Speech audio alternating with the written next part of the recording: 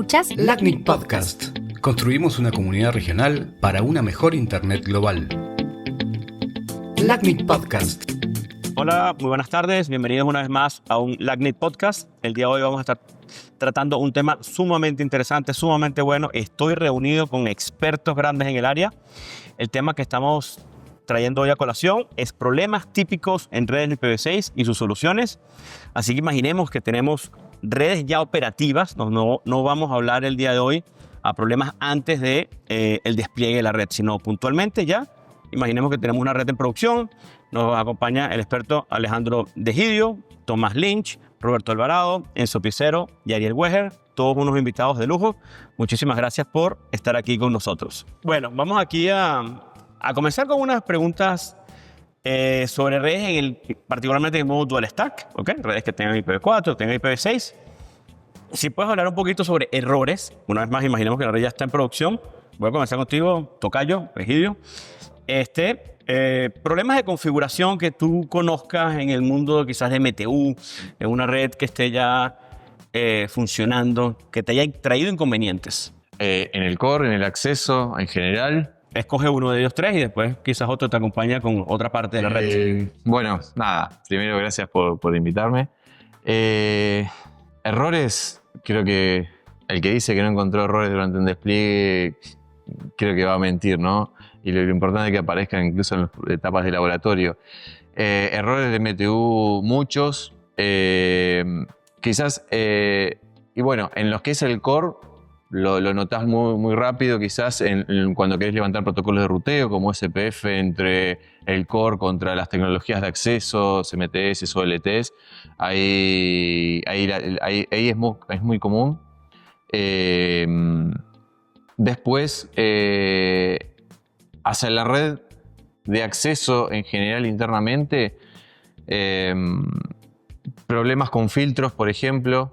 He encontrado filtros donde no pasaban tráfico de multicast para IPv6 y SMP, filtros que quedaron heredados quizás de pruebas, y eso te permite que no levante. Después ACLs también en IPv6 por pruebas que quizás uno antes quería hacer y después quedaron y no se sacaban. Incluso con interconexiones nos ha pasado, con otros operadores que no venía tráfico IPv6 y resulta que tienen filtros porque decían que no lo usaban. A pesar de que... Y eso nos afectó mucho, por ejemplo, en el despliegue a nosotros. Ok. Necesito hacerte una pregunta en base a tu respuesta. Cuando indicabas que habían filtros, ¿puedes puntualizar quizás en qué parte de la red, en un firewall, en un switch, en un router, se encuentran esos filtros que mencionas? Por ejemplo, en las interfaces, interconexión con un operador, tenían filtros para filtro deny any y IPv6. Había otro caso porque decía que no lo teníamos habilitado, que no se usaba. Otro caso que nos pasó, no fue dentro de nuestra red, pero fue en otro operador que cuando estábamos haciendo pruebas con Facebook para el despliegue, encontrábamos que no teníamos pérdida de paquetes con Facebook para IPv6. Teníamos pérdida de paquete y resulta que un operador en el medio, hicimos pruebas en conjunto con Facebook y notaban que era el tráfico de IPv6 y encontraban que el operador arriba nuestro tenía un rate limit a 1 mega para el tráfico de IPv6, no sé por qué, un carrier internacional. Claro, de todo el tráfico de IPv6, o sea, no era algo adrede ni contra nosotros ni contra Meta. Era porque también pensaban de que no se nos iba a levantar. Entonces, en ACL sí.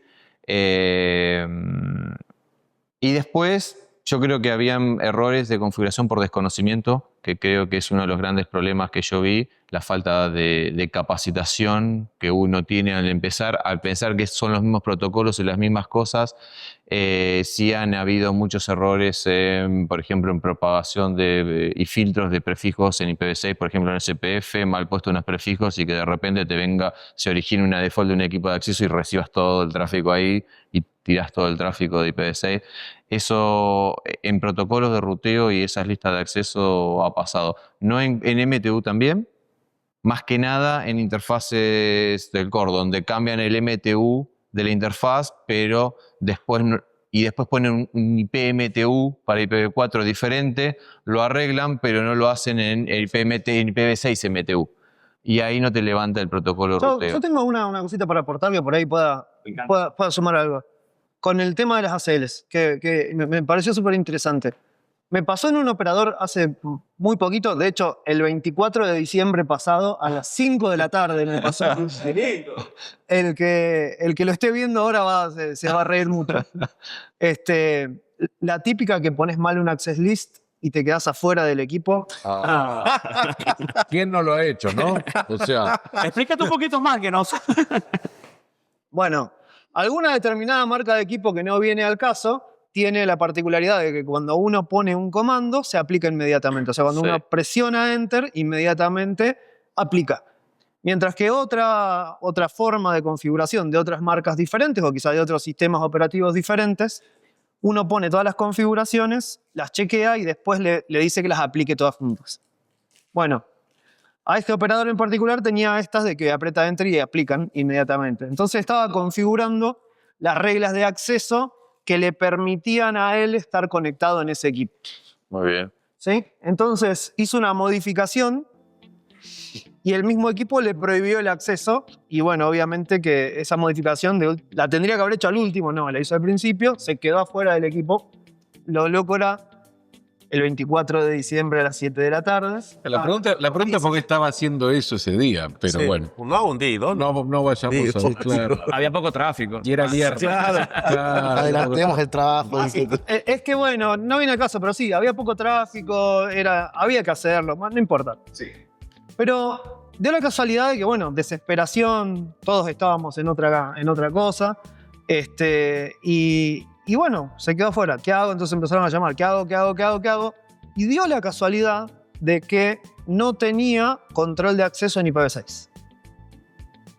Entonces, y acá vengo y lo voy a nombrar a nuestro queridísimo Nano Antoniello, que Nano Antoniello siempre que hablamos de estas cosas dice, yo entro al equipo y lo primero que hago es, pongo regla de dropear todo IPv6 en el link de la terminal de acceso al equipo, no en el tráfico, o sea, no en el forwarding plane, sino en la lista de control de acceso para entrar a configurar el equipo. Y después veo qué hago con las interfaces que mueven tráfico. Este operador no lo había hecho.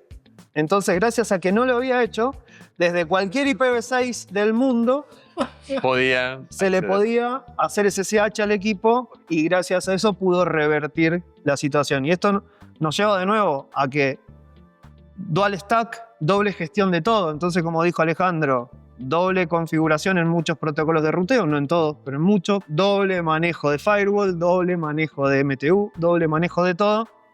Y bueno, y si se te olvida alguna de las cosas, probablemente sea permitir todo. Y bueno, muchas veces es un problema, pero alguna vez también te puede llegar a salvar en algún 24 de diciembre. Ahí también depende de la marca, ¿no? Porque hay otros que deniegan todo. Entonces, tenés que acordarte de abrir los filtros de IPv6 para poder... Para que te deje entrar. Para que te deje entrar al equipo. Exactamente. Vale, gracias por ese aporte, Ariel. Súper interesante, ¿no? Y bueno, por lo menos pudieron solucionar y no tuvieron que trasladarse y pasar la Navidad conectado por consola al equipo. Por consola al equipo. Voy, sentido el reloj. Ok. Nuestro experto Tomás Lynch. Tomás, y voy a esta pregunta contigo porque tú estás muy orientado al mundo de data centers. Sí. Entonces, si nos hablas un poquito sobre los temas de seguridad en Neighbor Discovery Protocol, en data center, ¿qué te parece a ti que es lo conveniente que hay que prevenir? ¿Qué problemas has vivido alguna situación interesante? Sí, bueno, justamente las situaciones interesantes es que la gente piensa, y justamente hoy hubo una charla de esto en el foro técnico de la CNIC, que generalmente, y no se sabe por qué, mucha gente filtra los paquetes ICMP de IPv4 para que no le hagan ping al router, para que no le hagan ping al router, básicamente.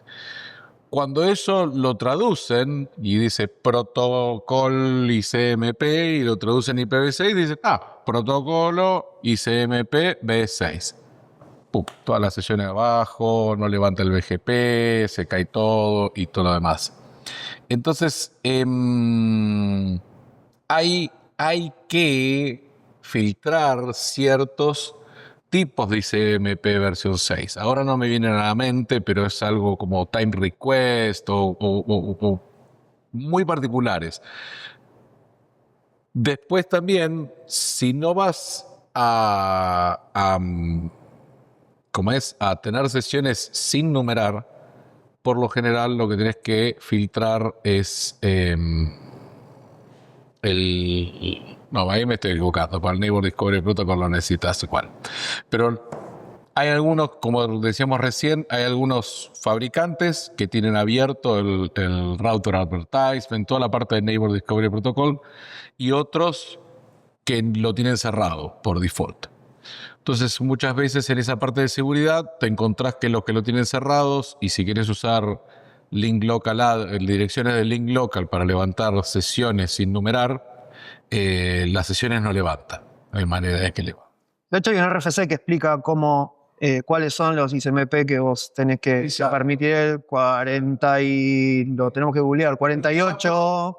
Sí. ¿Alguien se lo acuerda? ¿Alguien se acuerda? Me acuerdo de los paquetes y los ICMP que hay que permitir, pero no me acuerdo. Yo me los tendría que acordar porque los estuve configurando en un equipo basado en FRR y IP tables.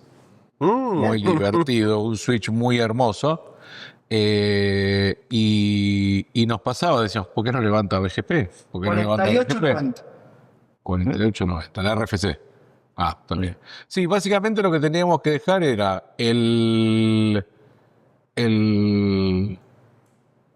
equivalente al Echo Request, que me parece que también se llama Echo Request. Sí, de por sí en algunos equipos se define el ICMP6 Echo. Claro, ¿Ya? claro. Entonces, claro, yo comparto un poco lo que tú dices. Hay una falsa o alguna forma de decir, bueno, si me escondo en internet no me encuentro. Sí. ¿Ya? Por ahí tenés Azure, que para todo el IPv4 no responde el ICMP en IPv4 para nada. Entonces, de por sí ellos dicen, y yo te lo voy a desbloquear. Y la gente empieza a mover esta misma condición, como se toma a IPv6, y empieza a romper cosas. Entonces, pues te metes en los extremos donde hay unas aperturas demasiado grandes. Por ejemplo, en los puntos de intercambio, los IXP, Exacto. cuando cierta señalización IPv6 no está correctamente filtrada, viene cualquiera vía un RA y yo soy el gateway de todos y vengan todos conmigo. Vengan todos conmigo, Entonces tú dices, bueno, ¿de quién es la culpa? ¿Del IX que lo deja pasar? ¿Del que el que está dando el RA o el que lo está aceptando? El que lo está aceptando. O sea, alguien le dice, bueno, entonces filtra todo el ICMP6 para que no te llegue nada. Y ahí... Y además hay vendors que el RA viene por defecto. Entonces la gente que le gusta los famosos wizards de siguiente, finalizar, deja de esos RA y destruye todo. Claro. Sí, Ya lo configuré. Ya. Definitivamente. Es que hay vendors que les gusta buscar eso, de que el equipo venga a enchufar y funcionar. ¿Ya? Yo no lo comparto, ¿ya? Pero de alguna forma viene así y uno se encuentra constantemente con estos clientes que me dicen, es que funciona. Pero funciona bien, lo hace como tiene que hacerlo. Hay un montón de gente que hace RFC y cosas para que lo hagamos todo bien. No, pero hoy me funciona, entonces lo dejan así. No creo que haya que leer nada. Sí, y mira, aprovechando de agregar algo y a lo que tú decías de bloquear todo, que yo creo que es un gran error, ¿ya?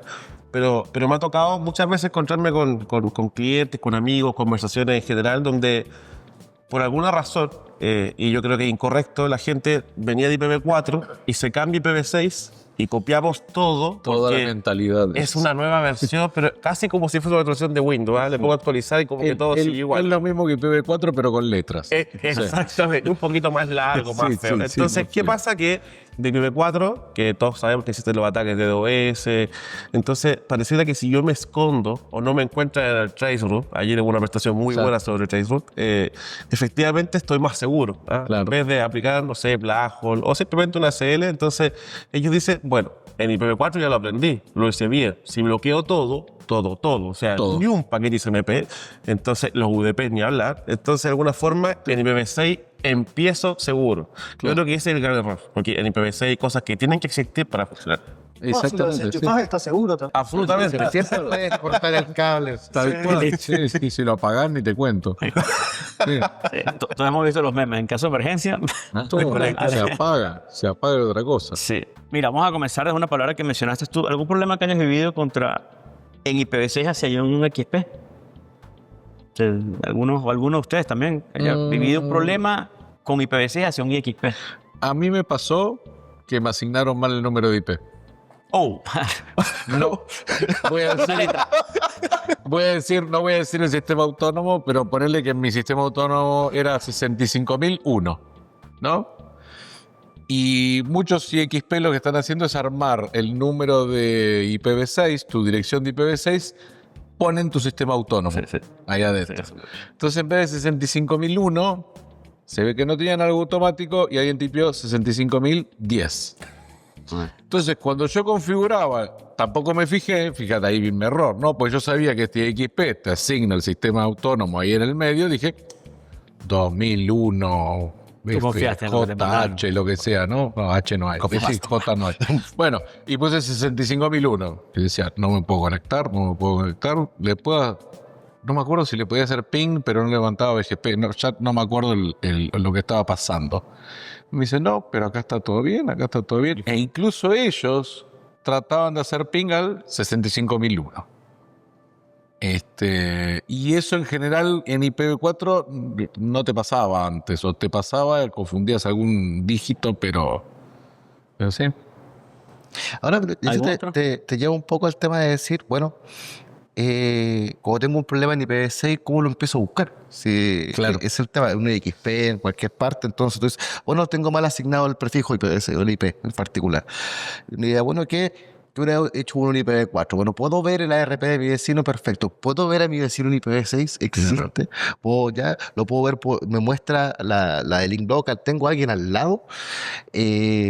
O hacer show warp. No, hacer show warp. No está. Entonces, ahora se empieza a acostumbrar ahora ya es ya no ya show IPv6 neighbor o IP naive en el comando IP base -6 naive en Linux, pero hoy en día no está el concepto de buscar tu vecino, el troubleshoot de la Está raro. Pasa que, por otro lado, ten en cuenta que nosotros estamos hace un tiempo haciendo hincapié en que hay que sacarse la idea de que BGP es difícil.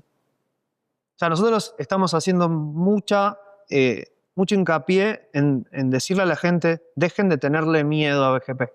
Y estamos, de alguna manera, intentando hacer las BGP number, estamos haciendo que de alguna manera se relaje, de alguna forma que lo difícil de BGP se vuelva más amistoso, pero por el otro lado le metemos VPN, V4, L2 VPN, FlowSpec, BRF y qué sé yo, y es muy difícil. Y a todo esto ahora con V6 tenés que de golpe, vos querés ver por dónde va la ruta y ves una link local. Y la link local es la misma dirección en todas las interfaces. Y bueno, hay que darle un término. Pones show route, FE, no sé qué, y te aparece FFE 80, ¿cómo es? F80, 2.2. Farra 10, Y hasta Entonces hay que darle un poco de crédito a la gente que se asuste. No hay que claudicar con nuestra idea de decir, no, pierdan el miedo, pero un poco complicada. Cada tanto lo hacemos un poquito. Pero el más difícil o el menos difícil yo creo que es un tema de uso, ¿no? Irse acostumbrando. Yo conozco personas que pueden, no sé, que en IPsec conocen todas las conocen de todas las fases, Digi-Hellman, todas las combinaciones posibles. Pero claro, pero efectivamente no, IPv6 no se come, ¿no? No lo necesito, es muy largo. Dime tu IP. Entonces, ese de repente son problemas de adopción. Ahora, yo siempre dije, mirando un poco el mundo más residencial, ya, que el data center, las personas no tienen por qué saber que tienen IPv6. Tiene que ser... Ahí viene el DNS al rescate, ¿no? El famoso DNS al rescate. Ahora, y decir, no. La idea dice ser normal, ni mejor ni peor, sino que Internet dice poder fluir de la misma manera. Y el mundo de los operadores también debe ser de la misma manera. Como hemos hecho BGP en IPv4 por mucho tiempo, en IPv6 dice ser exactamente lo mismo. Me voy a rescatar una de las preguntas que tenemos aquí anotadas. Una sencilla, creo yo. Voy contigo, toca y una más. Imagínate que hay un problema en tu red, te das cuenta que no puedes alcanzar un sitio en IPv6. Es imposible. ¿Cuál es el troubleshooting que tú sigues más o menos allí? ¿Cuáles son los primeros pasos que tú harías? Yo creo que muchas veces, a ver, los reclamos, entra un reclamo. No puedo acceder a tal página, a tal sitio o a lo que sea. Y el primer error es que las pruebas las hacen en IPv4, la típica. Muchos especialistas. Primero que el abonado, llamémosle Doña Rosa, como diríamos, ¿no? Allá, un abonado común no tiene por qué y no sabe que existe IPv4, que existe IPv6. Ellos saben que tocan una aplicación o ponen una dirección de una página Tiene que abrir. y debería cargar, ¿no? Y de repente no carga y reclaman no puedo entrar a tal página.com, lo que sea. El primer error es que muchas veces se hace el troubleshooting en IPv4. Y ahí se pierde tiempo porque noto que la gente, los especialistas, que deberían sí conocer, saber que tenés un servicio dual stack, tenés que probar en ambos protocolos, entonces dicen, no, acá funciona. Y ahí se pierde mucho tiempo, ¿no? Después para detectar problemas en IPv6, creo que lo primero y lo más importante es tener monitoreado los servicios en IPv4 y en IPv6. Los sistemas de monitoría y los equipos, que no todos lamentablemente lo soportan, si bien IPv6 está desde hace muchos años, es muy común encontrar que no te permiten monitorear, pero estos últimos años ya empezó a aparecer más el soporte de los sistemas operativos de los equipos que te permiten polear una interfaz, el tráfico V4, el tráfico V6 y el total. Entonces, eso a nosotros nos ha permitido en muchos casos que de repente nos entraron reclamos por algún motivo a ciertos destinos o ciertas páginas, y al principio que no teníamos estas monitorías, era difícil encontrar, ¿no? Bueno, a ver, pasame y empezás así la resolución del DNS y todo, pero a partir de que empezamos a monitorear tanto V4 como V6, vas a la monitoría y hemos detectado que, por ejemplo, de repente se aplanaba el tráfico IPv6 a partir de tu horario, ves que el V4 seguía normal, pero sin esa distinción. Como lamentablemente en muchos destinos, lo que es destino IP transit, llamémosle, no contenido en sí, que si lo tenés cacheado con peering, en general es mucho IPv6, los grandes proveedores de contenido, pero un tráfico de una página que no es muy popular, en general es difícil de detectar en los patrones globales de tráfico cuando hay una meseta de tráfico IPv6, porque lamentablemente en IP transit en general no hay tanto IPv6. El gran tráfico, al menos que yo he visto, es cuando tenés tráfico de contenido. Meta, Netflix y todo Google, todos los populares. Esos en general entregan en grandes volúmenes en IPv6. Pero creo que lo clave para poder detectar primero es tener monitoreado por separado V4 y V6. Y después tener bien armados, incluso, no sé, otra cosa es en un NOC, en un centro de monitoreo, en un área de los puestos de trabajo de especialistas. He visto operadores que no tienen desplegado IPv6 para que la gente pueda hacer el troubleshooting en IPv6. Te está reclamando un abonado que no puede entrar a una página. El del centro de operaciones hace la prueba y dice, no, pero yo puedo ingresar bien.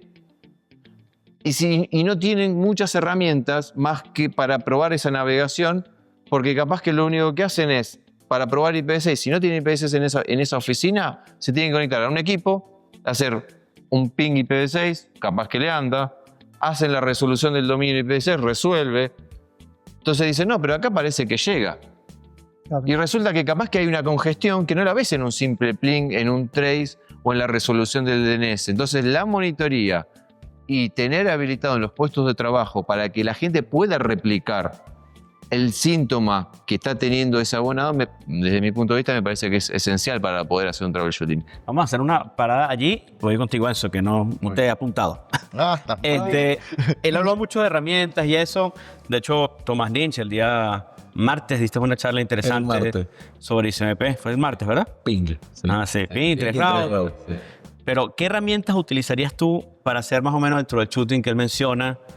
De alcanzar un sitio. ¿Qué herramientas para que el radio escucha? Yo creo que aquí hay dos caminos y tengo hace un tiempo atrás un caso en particular que me rompió harto la cabeza, porque de alguna forma uno siempre dice, bueno, tengo un problema con la red, tenemos nuestra capa OSI y la empezamos a recorrer de a poco. Ya creo que es una buena forma de empezar a atender a un problema, y te encuentras con cosas que no estás esperando, que no tienen explicación y que no están documentadas. Y te toca ser el primero en la vida que tienes que ir a reportarle a un vendor, a quien sea, mira lo que encontré. Ya, estos famosos bugs que aparecen por ahí. Entonces, y pasa un particular que, bueno, uno de repente busca a su vecino, la Mac, por ahí, mira, lo primero, a ver, tengo la Mac a ambos lados, y no, esta cuestión no va a ninguna parte.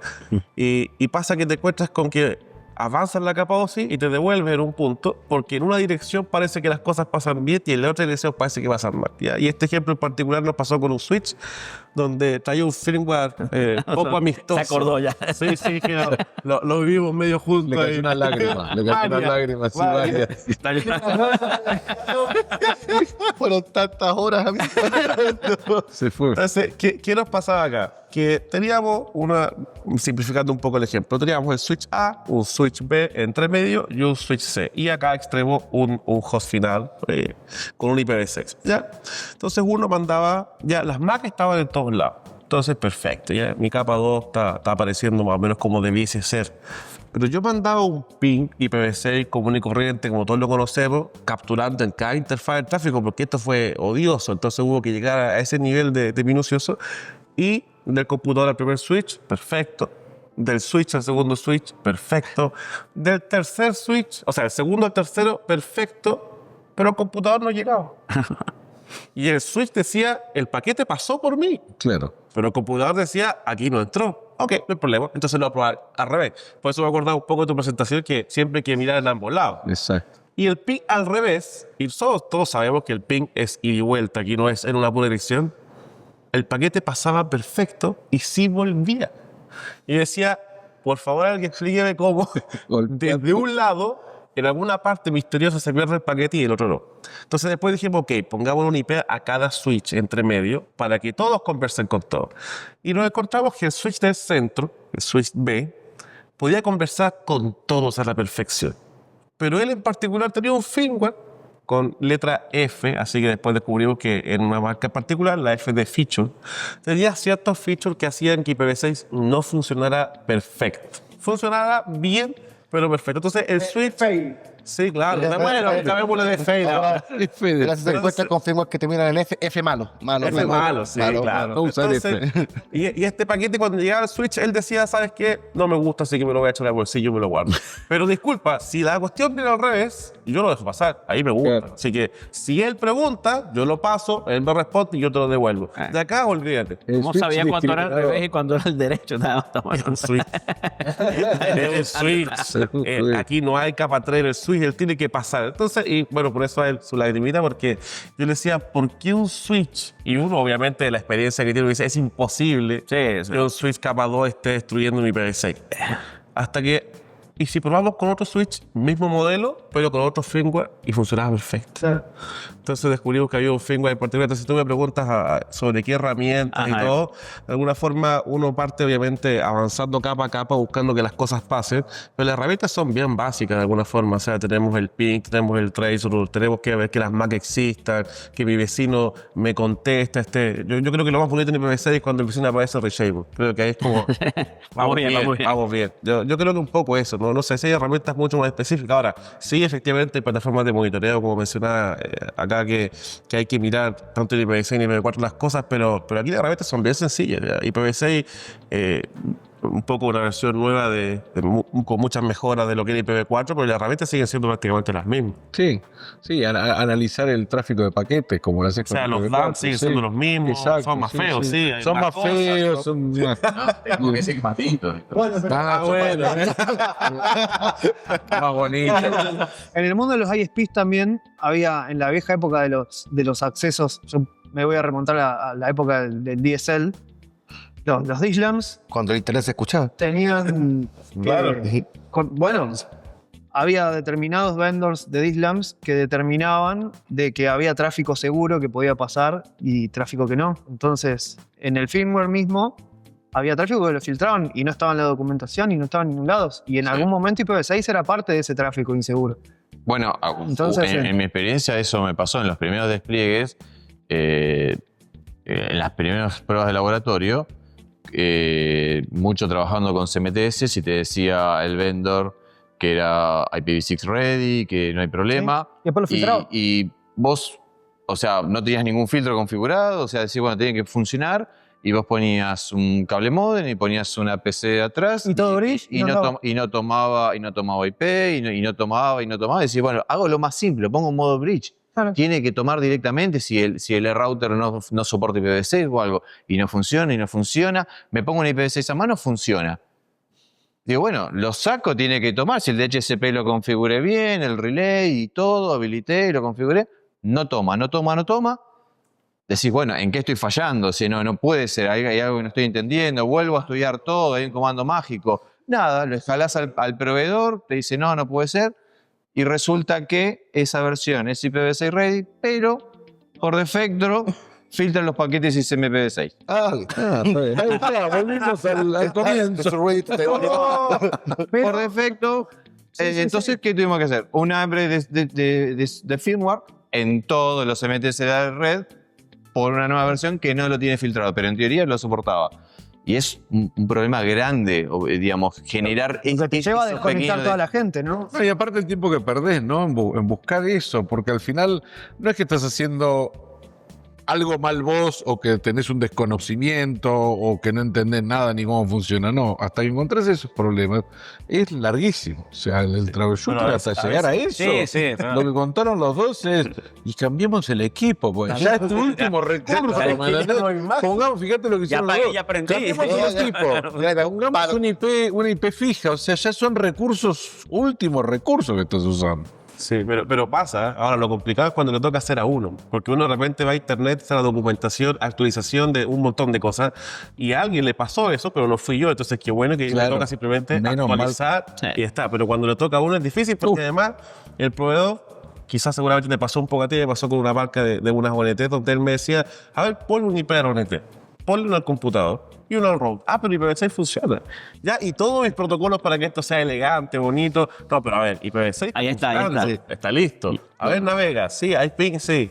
Ya, y te suena Slack y mi DHCP. No, pero esa es otra cosa. No, viejo, o sea, si yo no me ayudo, si yo no me ayudo en IPv6 con eso, ¿cómo lo hago? Le digo a toda la gente, ya, mire, sabe que usted, querido cliente, va a ocupar este IP para siempre, se la configura como sepa. Imposible. Entonces... Oye, pero es simpático porque nos metimos ya un poco al mundo del equipo en el cliente final. Y yo recuerdo cuando empezó a recién integrarse IPv6 en el broadband, hacíamos con esto de los IPv6 ready. ¿Sí? Y pasaba mucho las grandes diferencias en el rendimiento. Tú tenías, y todavía existen equipos que son más viejitos, que pasabas, no sé, 1 giga en IPv4, pero en IPv6 100 megas o 50 megas, la CPU pegada a full. Y que todo esto efectivamente, por supuesto, todo lo que se pudo arreglar se ha hecho. En grandes marcas lo pasaron a hacer por hardware, que todo funciona bien. Pero pasa un tema, como dice Lenzo, cuando a nosotros nos pasan las cosas y después tú dices, en este firmware se arregló, significa que a alguien le pasó antes, pero alguien sí se preocupó de seguir la línea de soporte del vendor. Sí, que abrió el caso. Abrió el caso, hizo todo. Por ejemplo, ahí me he tocado con vendors de B-routers, el software, y también cajas físicas muy utilizadas en todas partes, blanquitas. Que uno no creyera que su soporte es bueno y su velocidad de reparación de un firmware es muy, muy rápida. Porque no son vendors que tengan contratos de soporte ni que te cobren mensualmente. No te venden la caja ahí para siempre.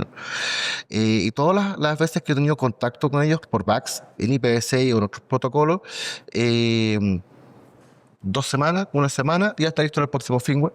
Claro. Entonces, también cuando uno se sienta y dice, oye, nos ha pasado esto, hemos tenido estos problemas, hemos descubierto, también es llevar un poco a la gente a decir, oye, tú curaste algo que nadie más había encontrado, compártelo. La IA lo tiene que aprender de algún lado. Sí. Entonces, y hagamos que ese camino sea más ágil dentro de todo. Yo creo que es muy importante el tema de la gente que sea este tiempo de contribuir, porque al final, claro, a alguien le dolió, y les dolió harto. A mí me ha tocado estar ahí y creo que a varios acá nos ha tocado estar ahí. Pero de alguna forma es súper necesario, porque de alguna forma, si no me toca a mí, a alguien más le va a tocar igual. Exacto. A mí me pasó un caso en particular que hace varios años atrás, cuando IPv6 todavía costaba un poco que a la gente le gustara. A mí me tocó venir a hacer una presentación de IPv6 y yo mencioné que algunas cosas iban más rápido en IPv6. Particularmente con un parámetro bien sencillo, sin entender mucho la profundidad y después lo analicé más. Yo hacía un ping en IPv4 y tenía, por decir un número, 10 milisegundos. El mismo ping en IPv6 tenía 1 milisegundo menos. Y no es que cambié la ruta, no, era exactamente todo igual. Inclusive lo logré arreglar y mirar un poco dentro de mi misma red, sin salir de mi programa de internet, porque claro, hay obviamente salir de internet cualquier cosa. Y claro, pasaba que había cosas de IPv4 en ese tiempo, hace como 6 años atrás, que no estaban todavía bien aceleradas en esa cajita china en particular de X marca, pero IPv6 empezó acelerado. Entonces Ya de entrada. pasaba más rápido. Y yo obviamente en las primeras cosas que uno hacía con IPv6 decía, IPv6 va un poco más rápido. Hasta que tuve que hablar con este vendor y le dije, oye, ¿por qué un ping en tu cajita de IPv4 tiene 1 milisegundo más que en IPv6? Después de mucha paciencia, no todos son tan rápidos, me dice, no, lo que pasa es que en IPv6 empezamos viendo el día cero. Esto está acelerado por hardware. Pero IPv4 el ping no lo voy a acelerar jamás. O lo quiero acelerar. Mira vos. Que ya no me interesa si la gente se bate en IPv4, que tampoco ha pasado. interesante. Gran tema. pero pasaban esas cosas, así que ahí ese puntito importante. ¿Sabes qué es malo que no he mencionado? Quizás cuando el vendor no te reconoce el bug. Que tú lo reportas y... Gracias a Dios No lo he podido no me ha tocado. reproducir. No lo he podido reproducir. No sé qué tal. Mira, les voy a ir pidiendo que piensen algún problema con IPv6 que hayan tenido para que lo describan ahorita. Pero antes te voy a hacer una pregunta a vos. Sí. Si nos puedes mencionar quizás 3 herramientas open source que puedas recomendar, que tú creas que han sido valiosas en tu experiencia para monitoreo de redes y particularmente en IPv6. Y vaya empezando. 3. Sí. 3. Sí, eso yo, sí. Bueno, una que es la que más uso, la mencionó Tomás. Es muy fácil porque en realidad las 3 son 3 que vienen en cualquier sistema. Vamos a empezar. A pesar de que acá hay una manzana y él tiene el Thundercat ahí, todo esto termina siendo Unix y probablemente los que usen Windows puedan instalar muy fácilmente una máquina virtual con Ubuntu, Debian o lo que fuera, que sería la opción más coherente para hacer monitoreo y troubleshooting de redes. No, yo no soy experto en Windows ni mucho menos, pero me parece que todos los sistemas operativos que vengan del lado de Unix tienen como muchas más herramientas, entiendo yo al menos, que lo que hay del lado de Windows. Entonces, viniendo del lado de Unix, o al menos de lo que viene de Linux, todo el paquete IP Route 2, que son las herramientas básicas de configuración de red, el IP Show, el Bridge Link, que es lo que usa el sistema operativo para configurar todo el stack de networking, trae todas las herramientas necesarias para hacer prácticamente cualquier cosa, o sea, con eso se configuran todas las interfaces y todo lo que haga falta, y te da todo el debug extremo de lo que vos puedas tener que hacer con tu placa de red o con tus placas de red en tu sistema operativo. Y obviamente que te da el estado de todo eso. Entonces ni siquiera lo considero como una herramienta añadida, es algo que ya viene. Ahora añádele 2. Que le añades tú primero. ¿Qué le- APT, ¿qué le pones? MTR, si es que no viene, que por ejemplo en Ubuntu viene configurado. Tomás lo dio muy bien en la presentación. Lo que por ahí Tomás no dijo en la presentación es que en los slides que él mostró, por ejemplo, van a ver que en todas las salidas de MTR que él mostró se ven los sistemas autónomos y hay un poquito más de información que necesita algunos parámetros. Pero bueno, si ustedes usan MTR y una URL o MTR y una dirección, les va a mostrar si hay multipath, si hay caminos asimétricos, les va a dar un montón de información súper útil. Si le agregan -4 o -6, les va a dar el camino en IPv4, en IPv6, le va a mostrar latencia, le va a mostrar pérdida de paquete, tiene interfaz gráfica, anda en Windows, anda en todos los sistemas operativos. Y un detalle más, que por ahí lo agrego a lo que dijo el otro Ale hace un ratito. Que vos hagas ping en tu computadora, en 4 o en 6, muchas veces, por ejemplo, en la preferencia de protocolo, vos le estás diciendo a la computadora que haga IPv4 o que use IPv4 o que use IPv6. Pero a lo mejor tu browser o tu aplicación pueda tomar una decisión diferente. Sí. Entonces, se presupone que los sistemas operativos y los navegadores de Internet y las aplicaciones hoy prefieren IPv6, digo bien, repito, prefieren IPv6 sobre IPv4. Pero bueno, si detectan algo raro, hacen fallback a IPv4. Entonces, cuando uno prueba un comando específico, es como que lo está forzando, como que no lo está dejando decidir naturalmente. Entonces, tener eso en cuenta al momento de hacer troubleshooting. Tercera herramienta, y la herramienta definitiva que tenemos que conocer en nuestro toolbox, es Wireshark, o TCP-Dump, o cualquiera de... a mí me gusta mucho una de consola que se llama Termshark, que es un TCP/DAM gráfico, pero para una consola SSH. Que bueno, nada, que eso te deja mirar el tráfico. Sí. Si me permitís agregar, obviamente eso es muy bueno. Y después, ¿cómo representás todo eso en herramientas gráficas rápido? No sé si está bien o no, pero creo que hay una herramienta de la comunidad que se usa mucho, es Grafana, Sí. que te permite visualizar e integrar muchas de esas métricas. Si bien SNMP es uno de los clásicos para monitorear tráfico de interfaces, estados o recibir traps, SNMP tiene problemas que es CPU intensivo, o sea, le pega a toda la CPU, y algo que vimos que desde hace unos años se está empezando a implementar mucho. En nuestro caso estamos migramos todo lo que es SNMP a telemetría, A Telegraph. donde eso se hace completamente en hardware, es un tema de suscripción, podríamos decir parecido a MQTT, pero es un tema de suscripción atópico donde lo hace completamente en hardware y también es compatible con todo lo que es IPv6. Digo, con las herramientas esas más estas herramientas de colección y graficación, creo que se pueden armar lindos paneles de visualización del comportamiento de V4 y V6 por separado. Mira, bueno, ya tenemos que ir cerrando. Les quería consultar si alguno es opcional. ¿Quiere indicar algún problema que hayan vivido con IPv6, pero como en 45 segundos? Una vez vivimos esto. Yo tengo uno que vivimos muy muy en unos servidores de streaming de video de OTT. Encontramos que no estaban llegando a entregar la capacidad para la que estaban diseñados.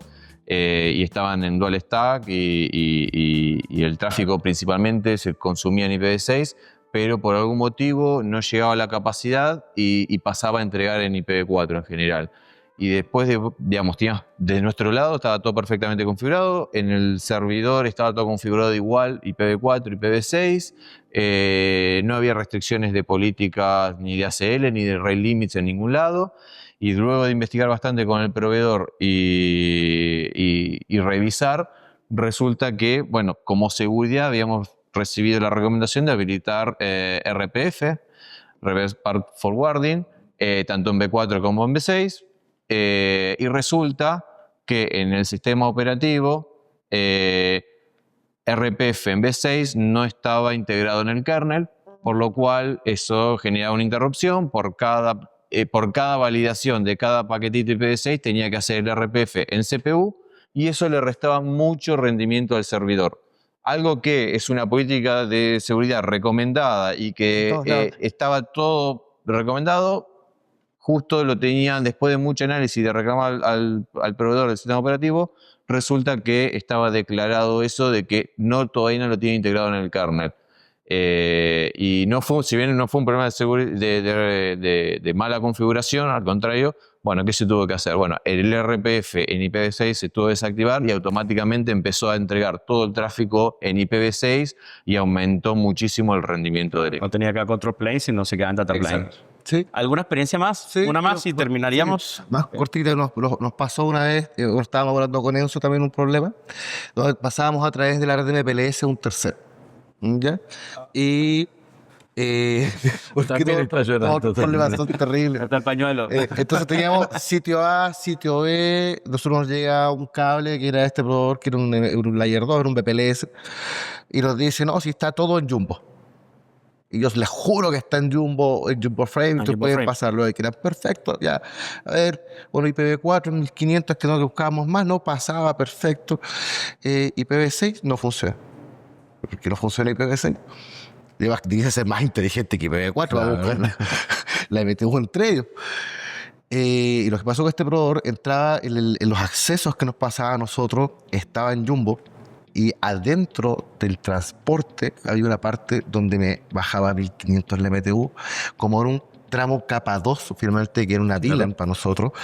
No tenía cómo señalizar el MTU Discovery, no tenía cómo saber que Claro, iba a el hacer, PTV de vuelta no te llegaba. y se hacía pequeño. Fue muy terrible porque nos tocó también, no, que si funciona, no funciona. Si funciona, no funciona. Un mes de También recuerdo otro, como nombraron el kernel. El kernel por defecto de Linux actualmente tiene el root cache de IPv6 desactivado. Ya, es un feature que se tuvo que desactivar porque producía un overflow de memoria y corrompía las tablas de rutas adentro. Pero hay también un proveedor que él estaba ocupando el kernel de Ubuntu 18 de haber sido, y él lo activaba de manera explícita, porque decía, no tengo ningún problema de IPv6 con nuestros clientes, hasta que le pasamos al vRouter, le pasamos tres tablas de rutas completas, y funcionaba alrededor de 20 minutos, se caía, se llenaba, se llenaba, se caía. También es el vendor, eso sí se demoró 3 meses en solución. Yo te puedo, en 20 segundos te puedo contar el fail más grande de mi carrera. Wow. 20 segundos, no 25. Ya está. Una personal. Año 2010, implementar IPv6 y no darle la misma prioridad o no darle los mismos recursos a IPv6 que a IPv4. Entonces, montar una red, no tan grande, pero una red en IPv6 donde había dos o tres tránsitos de IPv4 y uno solo de IPv6. Entonces, se desplegó. Y lo que pasó fue que cuando falló el IPv6, empezó a andar mal y los clientes se dieron cuenta que si apagaban el IPv6 andaba todo bien. Entonces lo que se generó es que... 2010, recuerden. 2010. Y bueno, y después pasó de que quedó en ese lugar, quedó como una idea de que IPv6 era malo. Oye, yo he visto muchas fotos ahora hacia el origen de la gente que decía apague IPv6 porque así funciona todo mucho mejor. Ahora entiendo. El origen fue Ariel. Bueno, tenemos que dar cierre al podcast. Quiero agradecer enormemente a los expertos presentes. Están invitados a una nueva edición entonces del LACNIC Podcast, la cual vendrá muy pronto. Un aplauso virtual. Muchas gracias. Escuchaste el LACNIC Podcast. Suscríbete a nuestro canal y conoce de primera mano los próximos episodios.